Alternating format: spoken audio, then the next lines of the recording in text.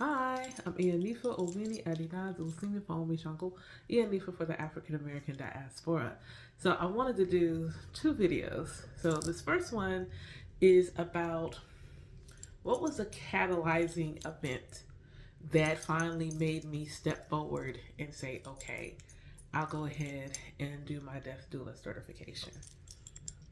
So I feel like there were a couple of things that happened prior to um, my certification and knowing that, okay, yeah, this is like a third time's a charm kind of thing.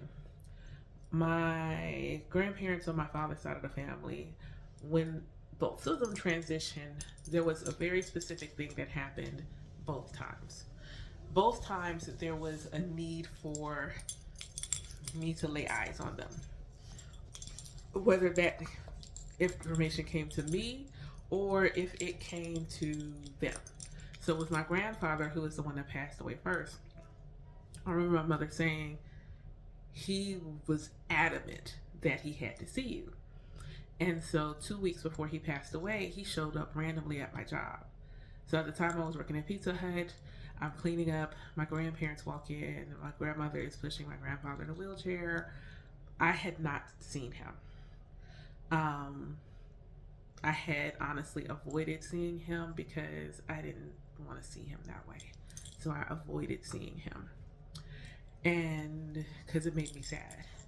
And honestly, every time I thought about seeing him, I thought about him dying. So I just figured if I didn't see him, he wouldn't die.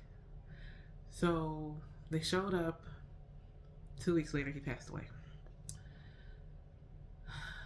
My grandmother, it was different. It was like a beckoning, like the overwhelming urge, like go see your grandma, go see your grandma, go see your grandma. Mind you, this is all well before having a conscious spiritual awakening. It's like go see your grandma, go see your grandma, go see your grandma.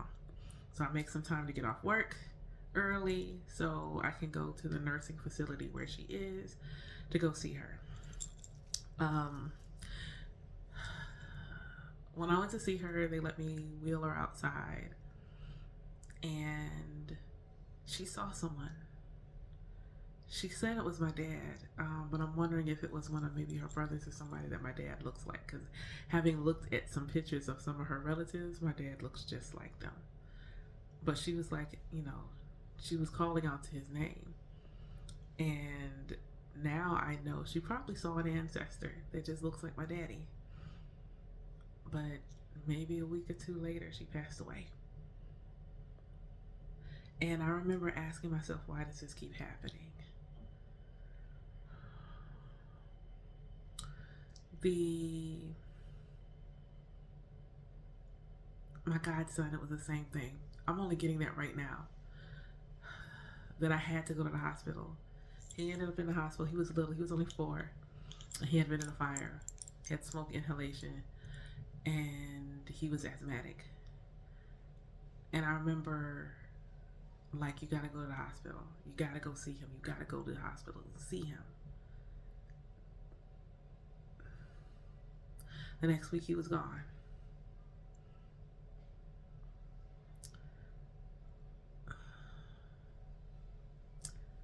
When my coworker passed, it was like the straw that broke the camel's back. By this time, I've initiated, I've gotten the divination that says, hey, you're supposed to be a death doula. I have a lot of Egun work that I'm supposed to do. I am a Gungun priestess. I wasn't a Gungun priestess then, but I am now. But a lot of Egun work was called forward for me that I needed very specific work that I'm supposed to do with the ancestors. And so when my colleague passed away, the way it happened was very similar. He hit me up every day. I gotta talk to you. I gotta talk to you. I gotta talk to you.